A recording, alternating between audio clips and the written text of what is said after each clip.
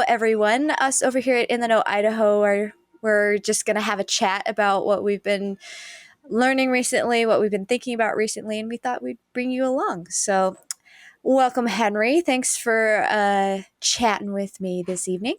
Oh, Let's. absolutely. um, well, what have you been thinking about recently? Anything interesting in politics that have gotten your wheels turning?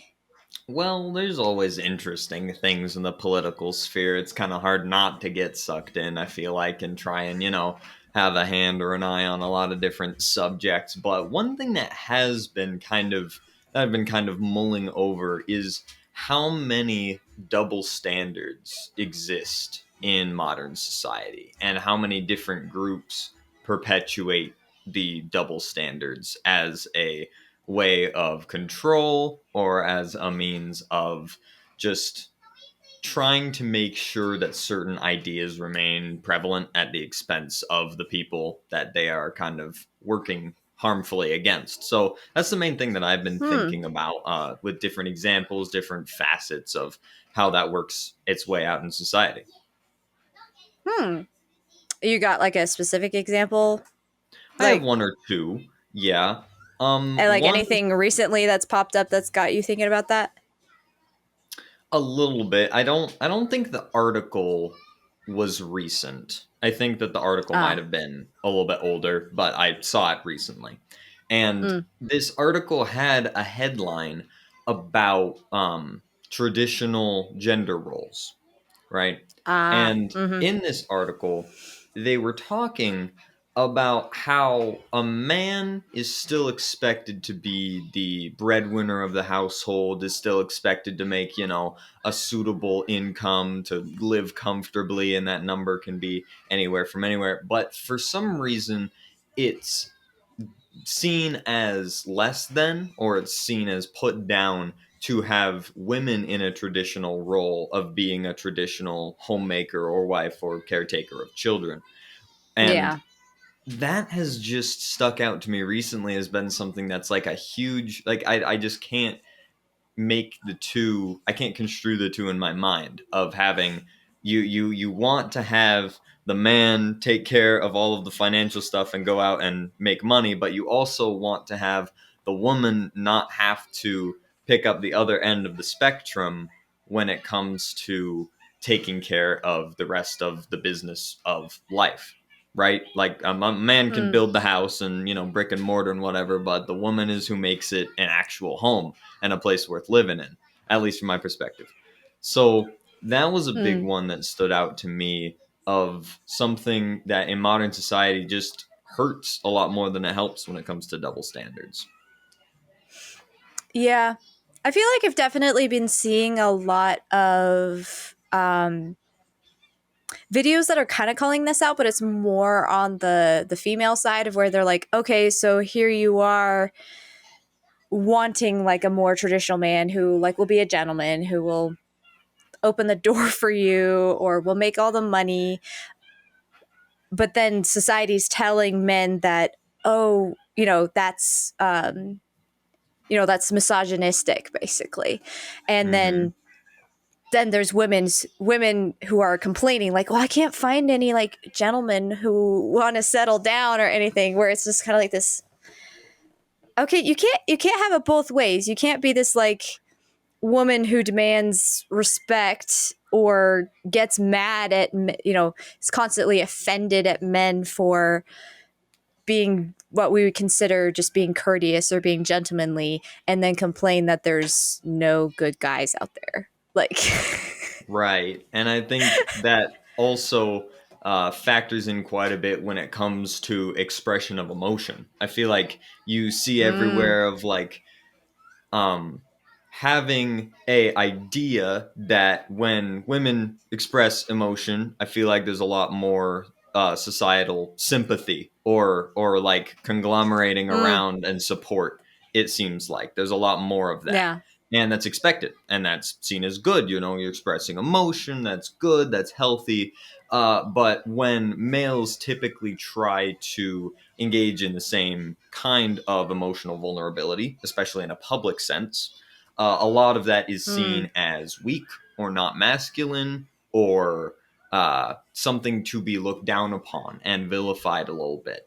And the only actual proper expression of emotion that a man should have is rage, and and that is also vilified, which Hmm. is kind of substantiated from a story that happened like 2 or 3 days ago, where I was talking with a couple of friends, and I'll keep them anonymous, but it was one Mm. girl and one guy, and this guy was talking about how he was, pretty ticked off that the weatherman had predicted bad weather, and he went on a fishing trip, and it was raining during his fishing trip, and he didn't catch any fish, and he was mad about that, right? And so he's just kind of rambling and going on, and then the woman just goes, "That is just so like you men to get mad at the weatherman for predicting the weather wrong." And I was like, "Huh?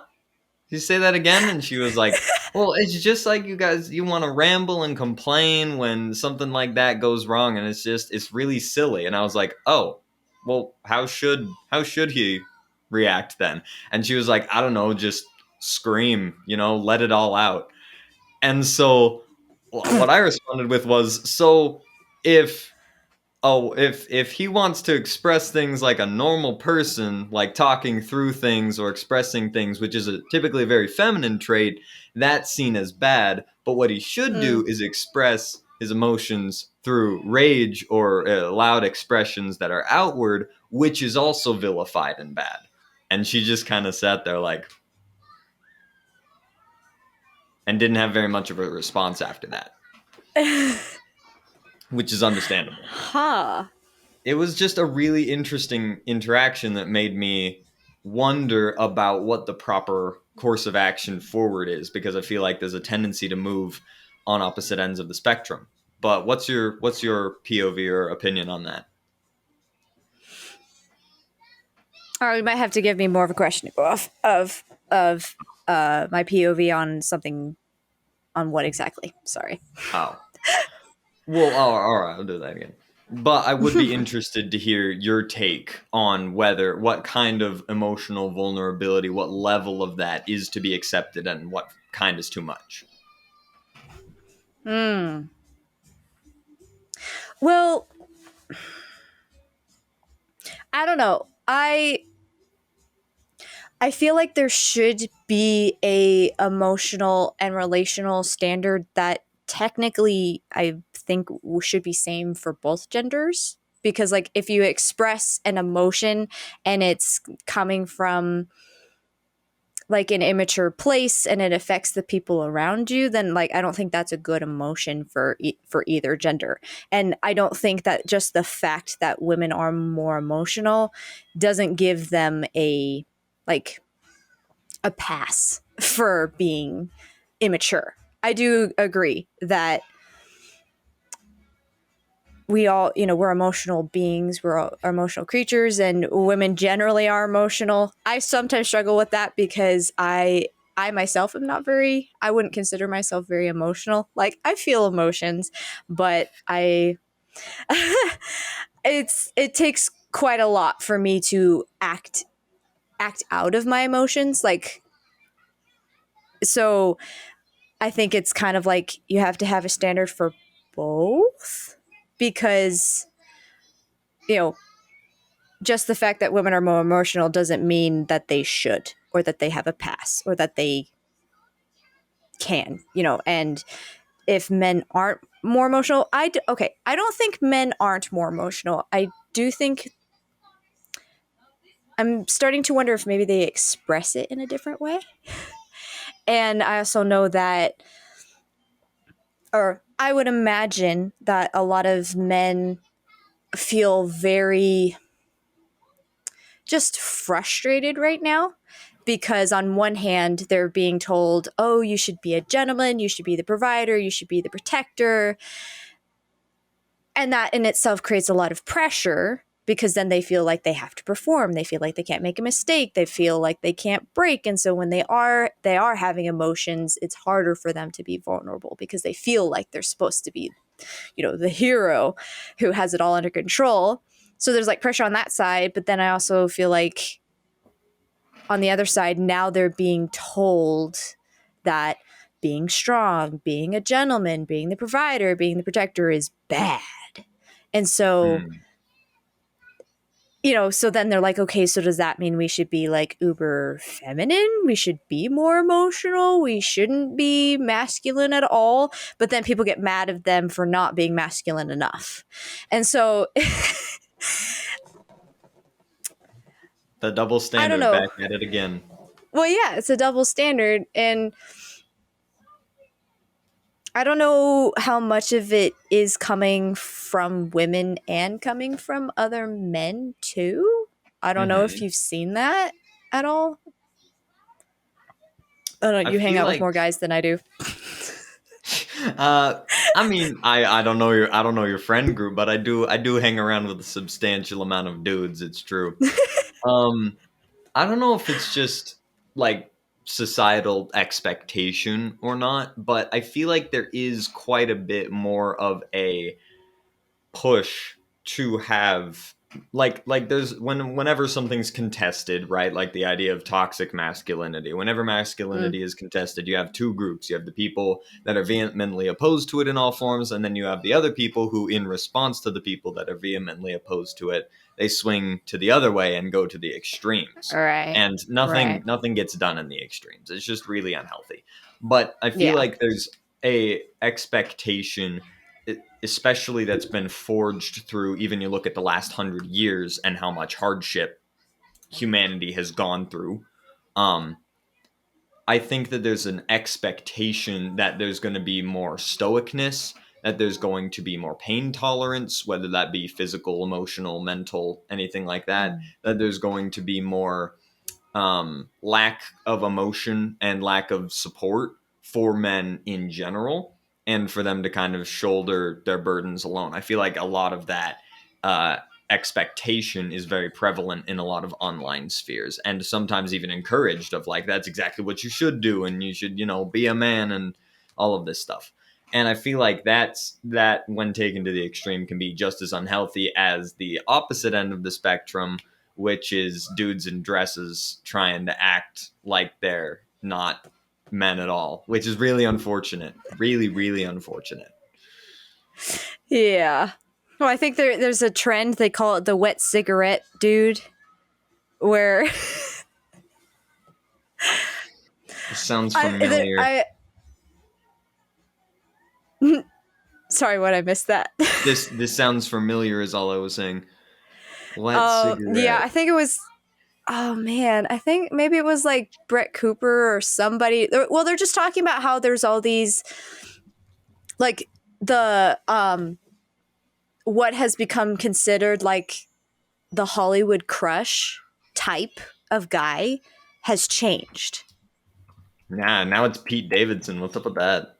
Yeah, it's like Pete Davidson and Timothy Chalamet, where you're just kind of like, okay, I have nothing against those dudes. I'm sure they're probably great guys, but at the same time, like, you don't really like Really? they're not Is it really though? like they're not really necessarily the classic masculine type. And okay, I want to expound on this because I feel like there's always going to be exceptions. There's always going to be more masculine women. I would say I am one of those. I am not an extreme girly girl. I like going outside, getting dirty, doing active stuff. So I tend to fall on the more masculine side. But I also am extremely feminine at times. I like to wear pink. I like my sparkles, that kind of deal. And so I do think that same thing happens for men, that there can be more feminine men. And I don't think that's a bad thing. And I think it's just like if we're talking about like in the context of relationships, because that seems to be mostly where the stuff like shows up I is agree. Yeah.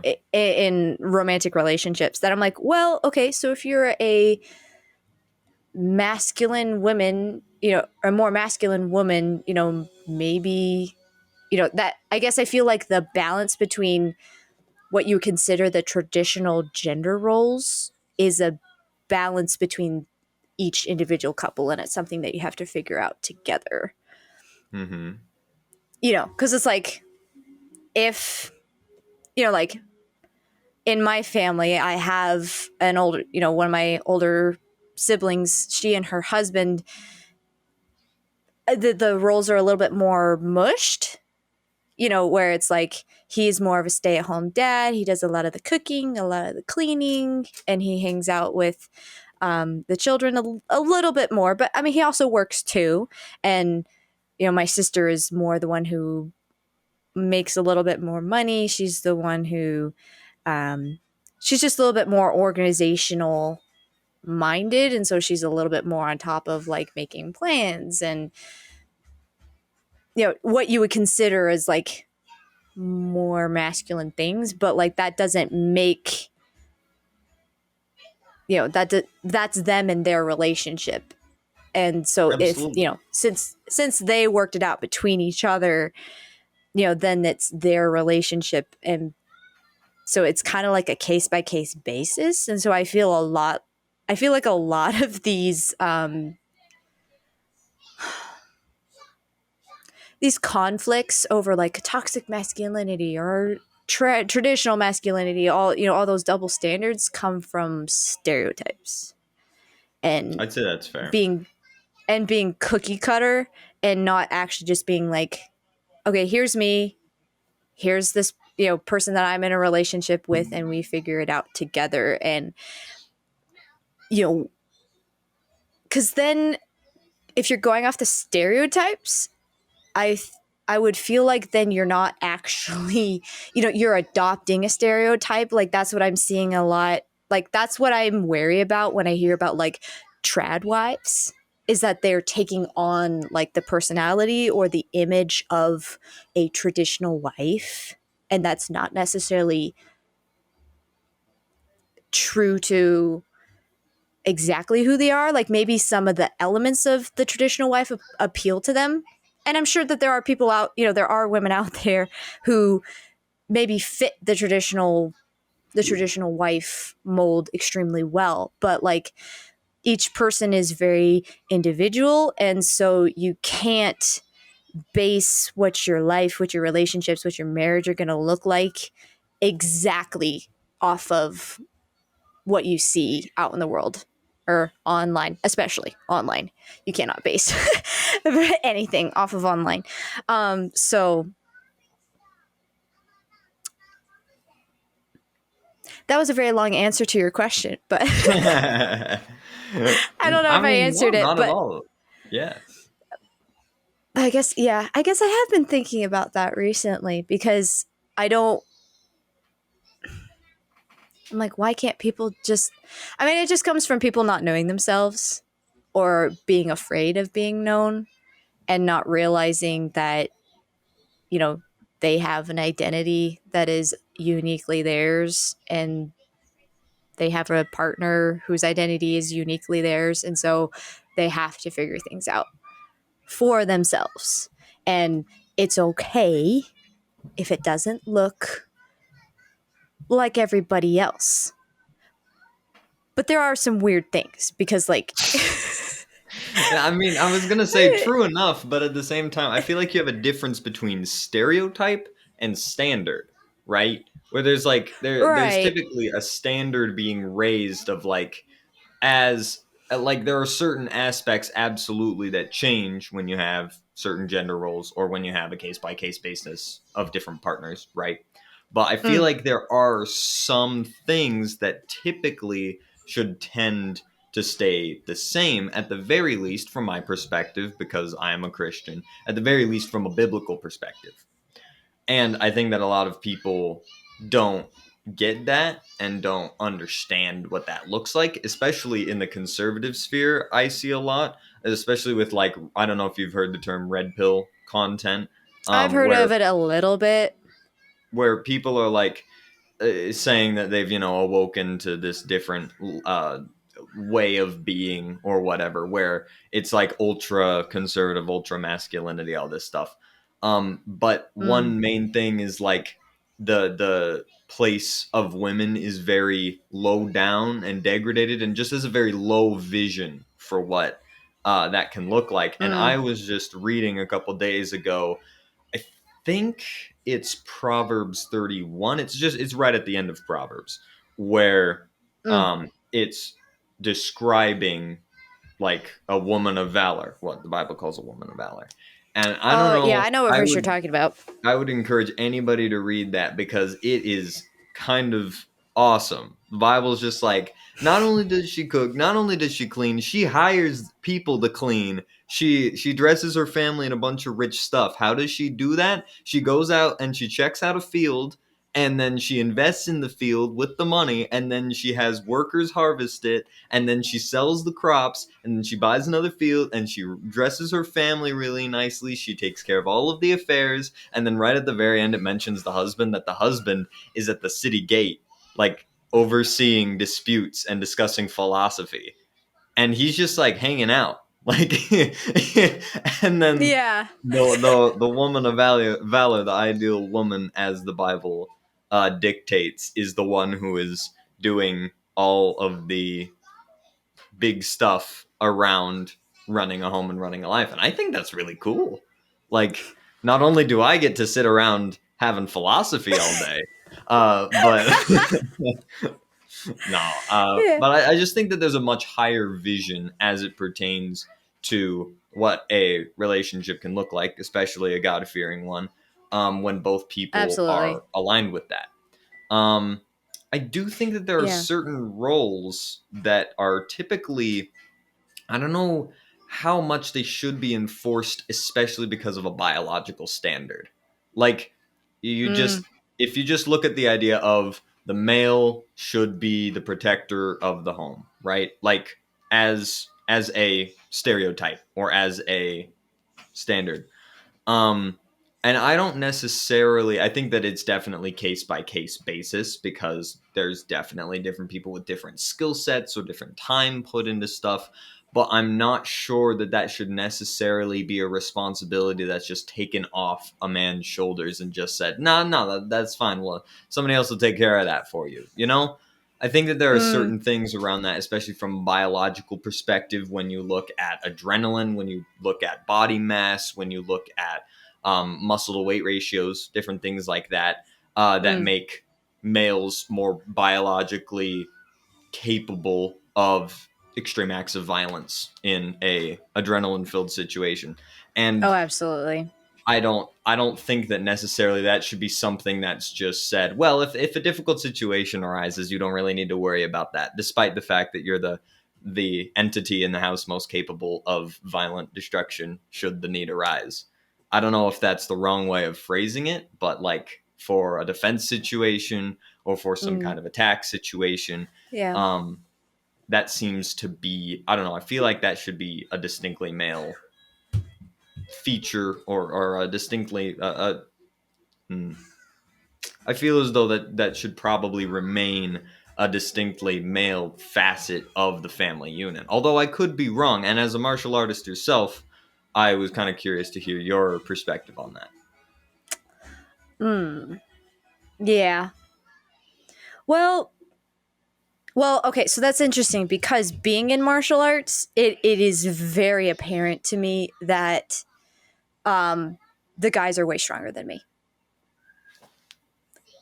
And like, I'll be training with a guy who is 2 or even 4 ranks lower than I am, and I'm just like I'm being blown away by their power. So like going to martial arts, it is very, very physically apparent that um, most guys are stronger than me. Most guys are bigger than me. I mean, it's not always the case. You'll always meet people who are smaller than you or whatever. But I think about, I think about that. So you were talking about um, biological like instincts, because I think that I have noticed that men get fired up about something. Like the blood boiling. They get fired up about things more than I do.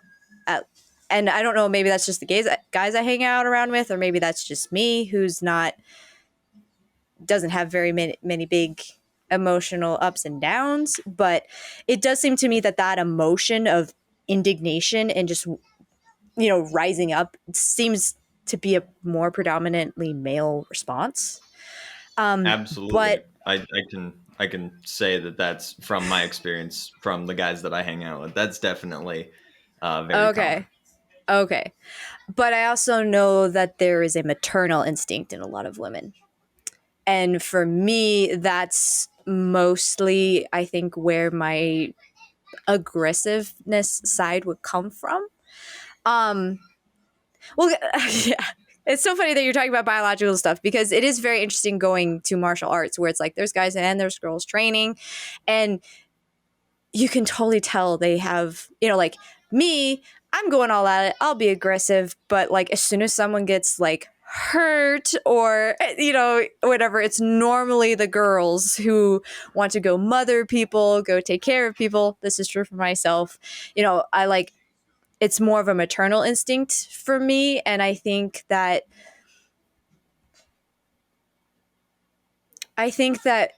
as a woman, I should still be responsible for, there is an aspect of me taking responsibility for my own safety. And eventually, when I have children, it'll be, because guy, your husband isn't always going to be around you. And so there is a responsibility of being an adult, of just being an adult. Um, so I guess I view myself as like the backup. I don't know how else to put it, but it's like, so if there's men around and they take charge, and, if there's a guy around and something happens, I will probably let them handle it. Like, I'll let them handle it. But if there's like children and I'm the adult, then it's like, well, that's on me. So that's kind of like how Hmm. I view martial arts, is that I'm taking responsibility for my safety. I'm taking responsibility for the people who are around me, and it's I will protect people who are weaker than me, and that's mostly likely going to be other women and children. Probably not other men. And I would hope that I'm surrounded by, masculine men who will take on threats, but you just can't rely on that Right. out in the world. And it would be, I don't know, it would be careless and reckless of me to just assume that I'm always going to be safe, or that there's always going to be a man around to protect me. And that's more of where I think what slightly bugs me about hearing about like red pill or trad wife, or I'm not saying this if you are a trad wife and you identify or adopt those ideas, that doesn't mean, I'm not trying to speak against those people. I'm just saying that when I hear about stuff like that, my mind goes to, well, I don't want it to turn into an excuse for women to drop their own responsibility. Right.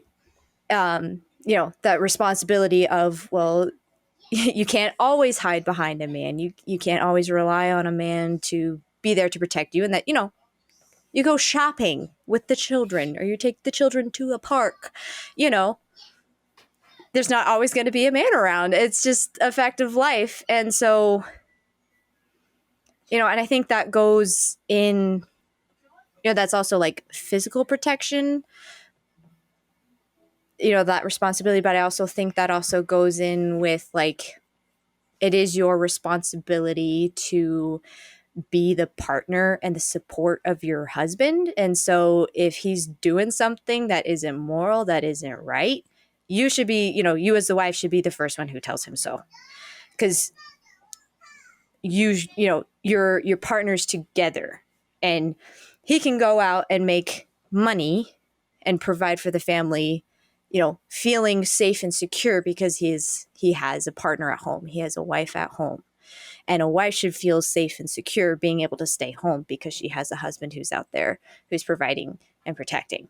And together, you guys form a team, and you're partners who watch each other's back, and hopefully between the two of you you can raise responsible, mature children who can then go out and build their own lives and be an asset to society. And so like that's where I feel like the gender roles get a little bit fluid, because it's like if you view yourselves as a partnership, whether or not some of the feminine traits get popped over to the masculine side and some of the masculine traits get popped over to the feminine, the feminine side, like they still all have to be there to raise children. And so if the two of you decide together, like this is how we're going to do it and all these things get filled, I don't really necessarily care who does it, but it is a truth that men are wired differently and women are wired differently. And so we're each going to naturally care about different things. Mm-hmm. Like, at martial arts, there's a lot of young teenage boys who care about being aggressive and care about looking cool. And, but they care about being aggressive and getting it done. And you can, over here is like, well, I want to train well, but I also like want to make sure that nobody gets hurt. And I want to help make sure everybody feels included. And you know what I mean? Where it's just like biologically we are wired differently. And that's kind of, that's how God designed us. That's how we're kind of supposed to be. And I've been curious to take Jordan Peterson's personality test, actually. I didn't know he had one. What? You didn't? No, because he doesn't really assign personality traits to a gender. Like he's like, here's all these, like you can rank high in positive emotion or negative emotion, or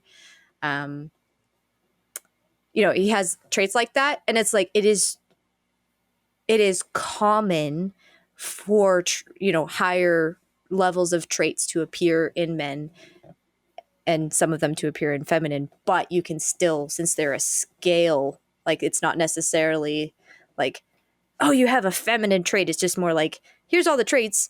Women generally have these traits and men generally have these traits, but you can have as many scale of these traits as you have, and that's just more of your personality. That's another thing that I was thinking about, because we were talking about biological differences, because I've heard Jordan Peterson talk a lot about that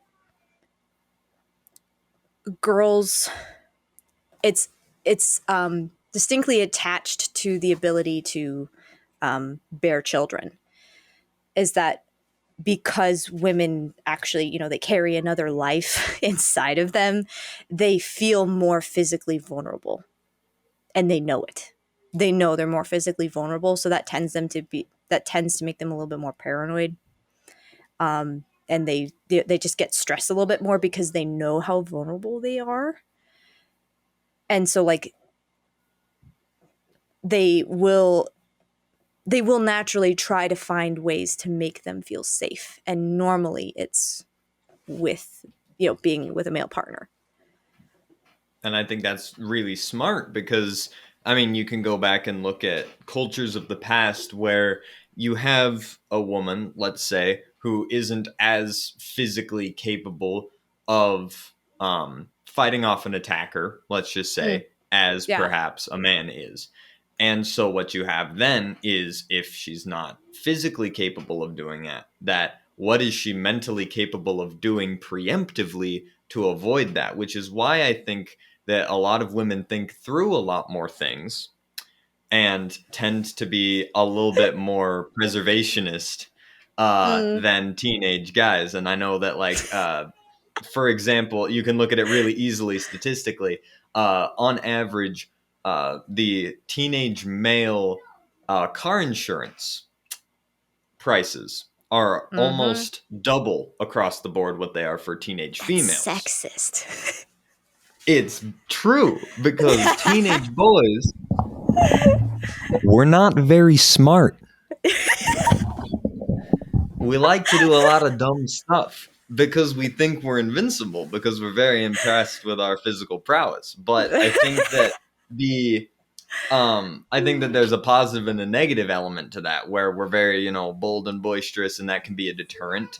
But that can also Mm. make us have really poor decisions that end up having really bad consequences for us and those around us. And I think on the feminine side, there's a similar thing where uh, the analytical and I don't want to say worrying, but more like analyzing and thinking through situations and what would be a smart idea or not can absolutely be a huge asset in many situations, but can also be a factor that turns off a lot of possibilities for communication.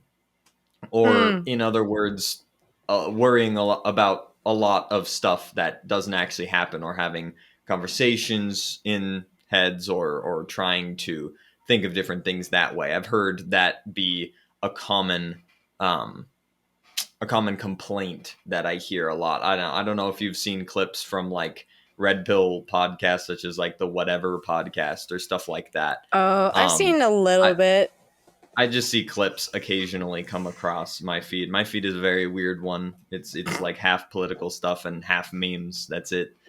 Mm. Um, but there will be a lot of talk about expectations, or paranoia, or not one or overthinking. And I Mm. think that since men have a tendency to underthink, that there's definitely a balance that can be found there. And I think that's, at the end of the day, the Mm. most valuable thing is balance. Absolutely. Yeah. No, I definitely see that because I do think that I think it is okay. I'll just speak for myself that I know it is harder for me to quote unquote be brave, if you will.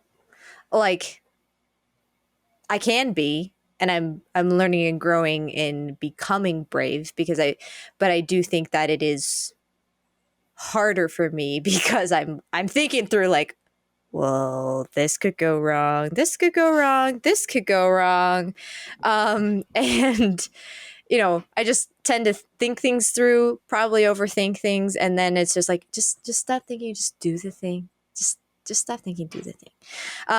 But like I have to go through that process in my brain. Is like I have to like decide to be brave or decide to be aggressive. And especially it shows up in martial arts where it's like I just have to decide to go for it sometimes. Um, but that is interesting. I had never thought about that because, huh?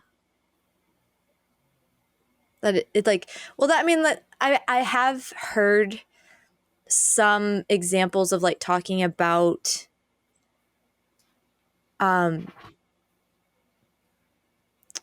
women are much easy have a much easier ability to see potential, and that's kind of like where the nurturing aspect comes from, is that they like create, it's the men who go out and be brave, be heroic, um but they still need to grow, and they still need to change, and it's women who create the atmosphere of growth and change, where then it allows men to have a time and have a cycle of growing and changing, and then they go back out and Right. do more action. And Mhm. like I've heard it from my one of my sisters, where she was like, she has her little baby who is not a very mature human being, like doesn't have a lot of uh can't really talk, can't really think. I mean, they think, but they can only express like one or two, maybe three emotions. And like she'll talk to it and sing to it, and her husband would be kind of like, "Why are you talking to the baby? They can't understand you." And she was like, "Well, I'm talking to the potential of them. I'm talking to the future them." I see the potential of our child, and that's what I'm talking to, which I thought Right. And I was think interesting. And I think like that's an aspect where it's like I feel like I definitely can see that, in myself, or in the people that are around me, where it's like the men are the ones who are like, we go out, we do action, we do things, and it's like me as a woman, I want to create an atmosphere where, well, okay, so this plays into the question about emotions you were talking about, because I would want to, me as a woman would want to create a space where my husband or my sons would feel comfortable coming in and expressing their emotions, but then create an experience, create an environment where they can, express themselves, but then grow and change out of it. mhm, And so I feel like when you're talking about maybe like what's the emotional standard, or like is, what is the, if, is there a problem with men expressing their emotions? And I feel like if there is a problem of men feeling like they can't express their emotions, or that expressing their emotions is bad, it's because they don't have a solid feminine relationship in their life, either that being with their wife or their mom, or someone who is like a mom to them. Does that make sense? I can understand that a lot more. And I think well, stepping back for a second, I think that men are a lot more creatures of the immediate from my perspective.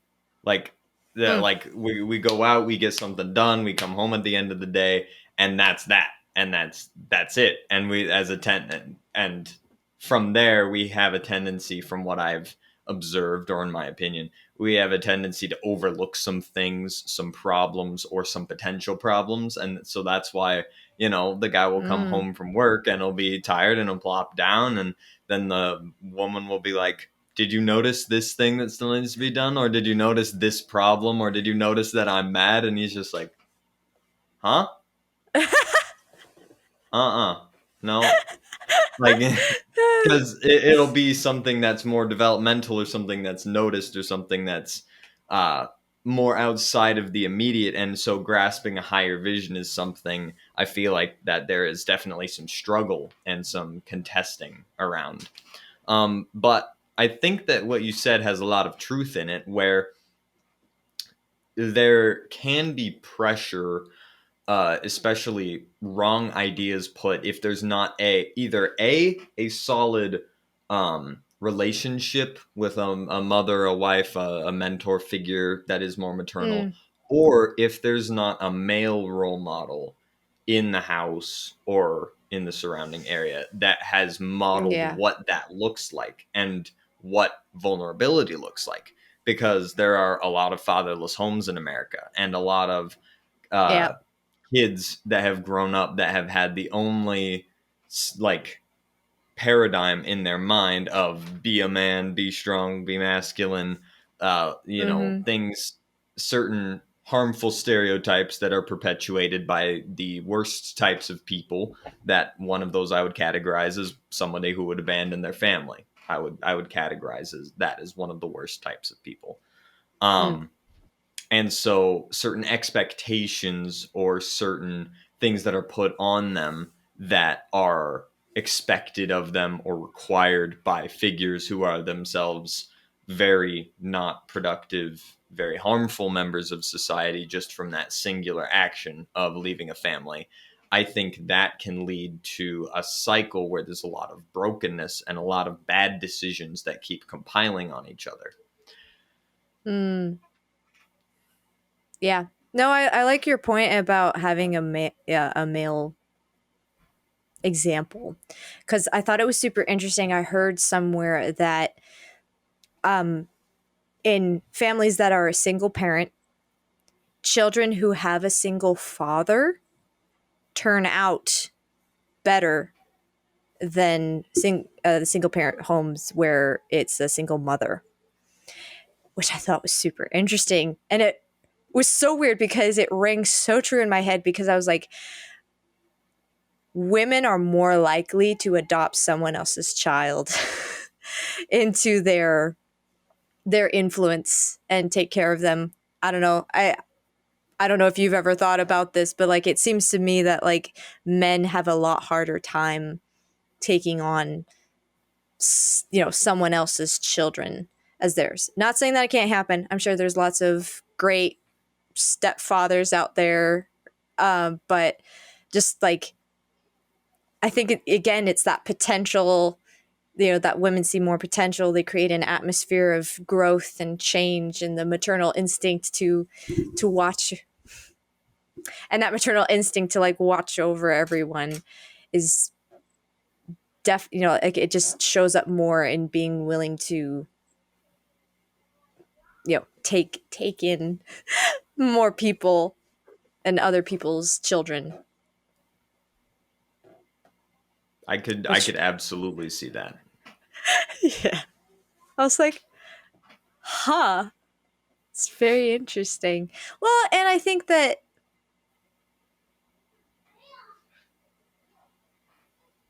yeah. Sorry, I don't know where I was going with that though.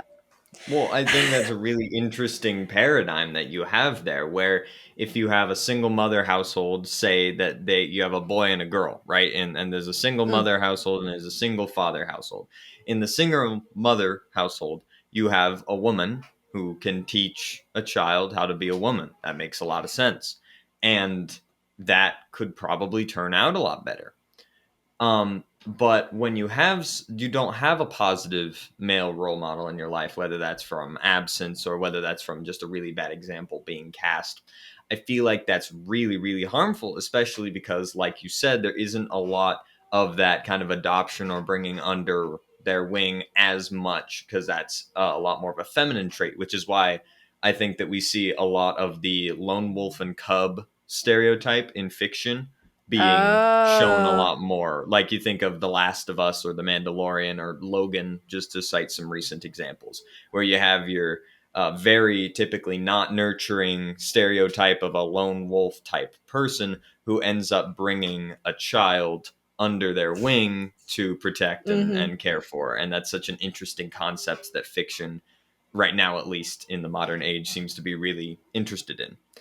And I Mm. think on the other side of that paradigm, you have a single father household who can teach a father can teach a son how to be a man. That makes a lot of sense. And as far as teaching a daughter how to be a woman, I feel like there could be more understanding, or there could just be more, like you were mentioning, there could be a lot more maternal parental figures out there that is a more feminine trait to want to take under their wing or take ownership of or responsibility for younger females in that area, as well as honestly just, I don't know if it's a bit controversial to say, but honestly maybe a little bit more sympathy or desire to rally around as a young female than there is for a young male, because a young male in a fatherless household is much more statistically likely to be involved in crime, to be involved in violence, to be involved in substance abuse. All of the above are likely, unfortunately, and that's not the same in female counterparts. And I think that there's definitely Well, some okay. expectation there. I just wanted to interject here that I know that there's a lot of single mothers who, like, maybe their husband died, they lost their husband. But, like, Oh, sure. as you're saying, that if there's no father in the picture, then the sons normally fall into crime or drugs or whatever. That's just kind of like the statistics. But I also feel like it's very detrimental to the young girls who grew up in a fatherless home, especially if it was an example of where the father left or whatever, because then those girls grow up not knowing what a good husband looks like, what a good marriage looks like, and then they fall That's an into the same excellent point. trap. And so it's detrimental to both, I guess I would like to say. That was just the Absolutely. point I wanted to Yeah. say. Yeah, you're 100% right on that. Absolutely. Well, thank you so much, ladies and gentlemen, for tuning in for this little discussion here at In the Know Idaho. If you want, feel free to follow us on socials. We're on Facebook, Instagram, we're here on YouTube. Everything will be links down there in the description as well. And make sure to tune in because there are other discussions like this that are going to be going live either before or after this video. So make sure to check those out as well. And I think we'll catch you next time.